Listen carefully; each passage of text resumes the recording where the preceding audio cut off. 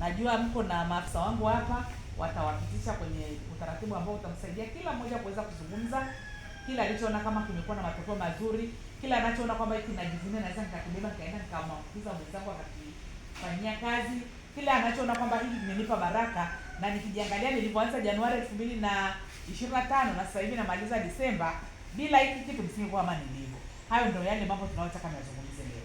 Yako mafanikio mengi ambayo mtu anaweza kama yapata kwenye maisha yake, lakini je, kupitia huu mradi ni jambo gani wewe kama wewe unajisikia kwamba hili kwa kweli nimeona ni la muhimu?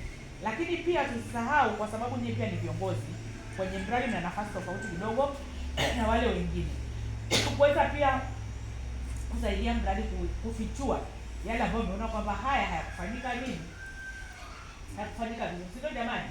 Yako maeneo ambayo unaweza kuona kwamba hili ningefanyika hivi ningekuwa na nafuu zaidi. Kwa hiyo tunategemea pia hiyo feedback, ili Mungu akitupa kibali basi mwaka kesho tuweze kuendelea kuboresha na kuleta matokeo makubwa, kwa sababu tunachokufanya sio kwa ajili yetu, tunafanya kwa ajili ya jamii inayotuzunguka na wale walioko pembeni kule waweze kupata nafuu kidogo ya maisha kupatana na kile tunachofanya. Basi Mungu awabariki, awaongoze, simamie ukweli, muongee ukweli, ili pia na sisi tunapoenda kutoa taarifa tusitoe taarifa za kupaka mafuta, tutoe taarifa za ukweli ambazo tutakuwa pia na baraka machoni pa Mungu, lakini pia tutatengeneza matokeo mapana kwenye jamii. Asante sana. Nguvu yetu sisi wenyewe, sisi wenyewe, nguvu yetu. Tunashukuru sana mama kwa neno hili la ufunguzi. Kwa watoto tumefunguliwa rasmi, kila mmoja ajisikie yuko nyumbani. Sisi wenyewe, nguvu yetu.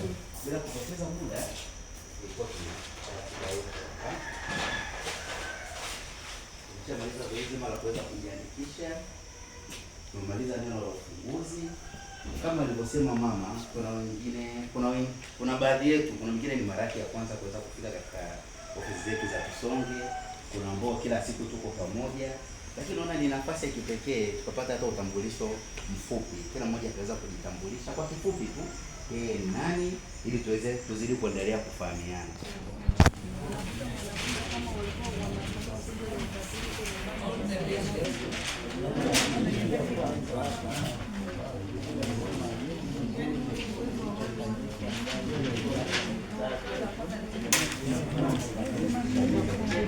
Matagi kote mweza